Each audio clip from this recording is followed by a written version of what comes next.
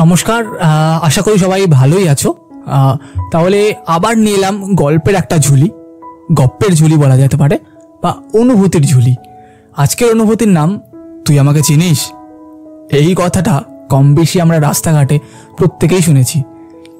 না ভাই, চিনি না। আর চিনি না বলেই তো এই অদ্ভুত প্রশ্নটা তোমাকে জিজ্ঞেস করলাম, বা করতে হলো তোমাকে প্রশ্নটা। আর হ্যাঁ, যারা রাস্তাঘাটে হরদম এই প্রশ্নটা জিজ্ঞেস করে তাদের আদতে কেউই চেনে না। হাসি পাচ্ছে? হ্যাঁ, হাসির মতনই কথাটা কিছুটা।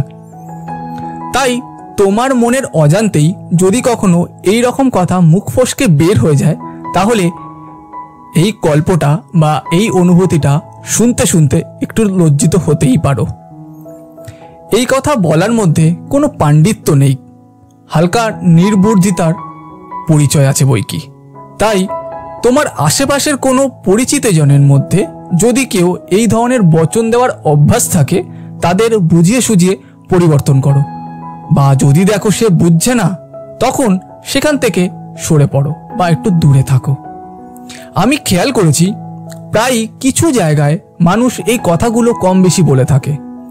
বাসে একটু বেশি ভাড়া চাইলে, লাইনে একটু বেশিক্ষণ দাঁড়াতে হলে, সিকিউরিটি গার্ড কিছু জিজ্ঞেস করলে, কিংবা ট্রাফিক পুলিশ কিছু বললে আমরা তেড়ে গিয়ে এই কথাটা বলে ফেলি।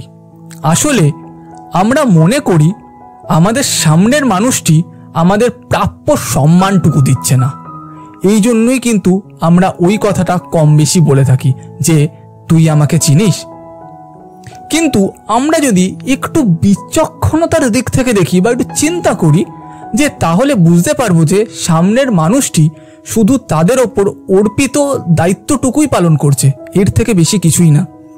সিকিউরিটি গার্ড তোমাকে আটকে রাখতে চায় না, কিংবা যে কোনো লাইনে তুমি বেশিক্ষণ দাঁড়িয়ে থাকলে কেউ কোনো টাকাও আসলে পায় না। তাই এমন মুহূর্তে নিজের রাগটাকে একটু দমিয়ে দাম্ভিকতার পরিচয় না দিয়ে ব্যাপারটা একটু মাথা খাটিয়ে চিন্তা করলেই কিন্তু আর এমন কথা বলার প্রয়োজন হয় না। আমি জানি যারা এই কথাটা শুনছো বা যারা এই অডিওটা শুনছো, তারা হয়তো অনেকেই কম বেশি এই কথাটার সাথে পরিচিত বা বলেও ফেলেছে অনেক ক্ষেত্রে যে তুই আমাকে চিনিস। এখন প্রশ্ন আসতেই পারে যে আমি এই যে টপিকে বলছি তার কারণটা খুব স্বাভাবিক। আমি যেমন বহুবার আমার আশেপাশের অনেক মানুষকে এটা বলতে শুনেছি, নিশ্চয়ই তুমিও বহুবার তোমার আশেপাশের মানুষকে বা আশেপাশের মানুষের মুখে এই কথাটা শুনেছ। যদি আমরা এটা নাও বলি বা নাও বলে থাকি, কিছু মানুষ কিন্তু এটা বলা থামিয়ে রাখেনি, তারা কিন্তু কন্টিনিউ সেটা বলেছে। তাই এই যে বলার বা এই যে পডকাস্টটা বা এই অনুভূতিটা শেয়ার করার একটাই উদ্দেশ্য, এমন একটা দল গঠন করো যারা কিনা তুই আমাকে চিনিস বলা মানুষগুলোকে একটু বুঝিয়ে সুঝিয়ে লাইনে আনতে পারবে বা সক্ষম হবে লাইনে আনতে। যারা তুই আমাকে চিনিস বলে চিল্লাতে থাকে, তারা আসলে এই যে কথাগুলো বা এই যে অডিওটা কখনোই তারা কানেও নেবে না বা শুনতেই চাইবে না। যদি নিয়েও নেয়, সেক্ষেত্রে কেবল এটাই বলবে, এই বেশি পণ্ডিত, কিচ্ছু জানে না, বেশি আগ বাড়িয়ে বলতে এসছে। এই ধরনের কথাই কমেন্টে বা বিভিন্ন লোককে শুনতে দেখবে, যদি এটা কেউ শুনেও নেয় এই অডিওটা। ভালো উপায়ে নিজেকে চেনানোর কিন্তু অনেক উপায় আছে, আর এটাকে বলে সেলফ ব্র্যান্ডিং। কিন্তু ব্র্যান্ডিং তো কোম্পানির হয় কিংবা কোনো ব্র্যান্ডের হয়, নিজের আবার কিসের ব্র্যান্ডিং? মনে রাখবে, দিন শেষে আমরা প্রত্যেকেই এক একটা ব্র্যান্ড। প্রত্যেকেরই আলাদা আলাদা গঠন, আলাদা আলাদা চরিত্র, আলাদা আলাদা তাদের বৈচিত্র্য আছে, তাদের আলাদা নলেজ, আলাদা জিনিস, সব কিছু। সেক্ষেত্রে আমাদের নাম হলো আমাদের ব্র্যান্ডের নাম, আমাদের চেহারা হলো একটা ব্র্যান্ডের লোগো। আমরা যে ধরনের কথা সব সময় বলি সেটা ব্র্যান্ড ট্যাগলাইন, আর মানুষকে যেভাবে সাহায্য করি সেটা হলো ব্র্যান্ডের কাজ। এইভাবে কখনো চিন্তা না করলেও একবার ভেবে দেখো, ঠিক যেমন ভালো ব্র্যান্ড আছে, ঠিক তেমনি ভালো মানুষও আছে। ব্র্যান্ডের প্রতি যেমন ভালোবাসা আর আনুগত্য আছে, ঠিক তেমনি এই মানুষগুলোর প্রতিও কিন্তু মানুষের ভালোবাসা আর শ্রদ্ধা আছে। আচ্ছা, সবই তো বুঝলাম, এবার বলো তো দেখি কিভাবে এগুলোকে সলভ করব বা কিভাবে এই কাজটা করব, তাহলে চলো একটা আইডিয়া বলি বা একটা আইডিয়া দিই। আজকাল আমাদের সামনাসামনি যতটুকু কথা হয় তার থেকে বেশি কথা হয় ফেসবুকে। তাই তোমার নিজের ব্র্যান্ডের খবরাখবর দেওয়ার জায়গা হলো ফেসবুক। এখানে এমন অনেক জিনিস পোস্ট করো যার মাধ্যমে মানুষ তোমার ব্যাপারে ভালো কিছু জানুক, ভালো কিছু তোমার থেকে শিখুক। তাহলেই তোমার ব্র্যান্ডের পরিচয় হবে, তোমার থেকে মানুষ শিখবে। সেটাই কিন্তু তোমার ব্র্যান্ড প্রমোশন আর তোমার ব্র্যান্ড তৈরি। তাহলে এবার একদম শেষের দিকে চলে এসেছি, কয়েকটা কথা বলেই শেষ করব। একটা কথা আমরা শুনেছি, এই কথাটাও আমরা আসছে বা এসেছে আমাকে শেখাতে বেশি বড় পণ্ডিত, আমার থেকে বেশি জানে। শুনেছে তো কথাটা? আমরা প্রায় আমাদের আশেপাশের মানুষদের এই রকমটা বলতে শুনি। মূলত কোনো একটা বিষয়ে পারদর্শিতার অহংকারের পর্যায়ে তারা এতটা চলে গেছে যে তারা আশেপাশের মানুষকে গণ্যই করে না বা তাদের নলেজকে গণ্যই করে না। আমরা কোনো কাজ যতই ভালো হই না কেন, আমাদের থেকে কেউ ভালো যদি হতেই পারে বা আমাদের থেকে কেউ আরও বেশি জানতেই পারে, কিন্তু তাদের আমরা সম্মানটা দিই না। আমরা ভাবি আমরাই তো জানি, আমরাই শেষ কথা। এটা অহংকার।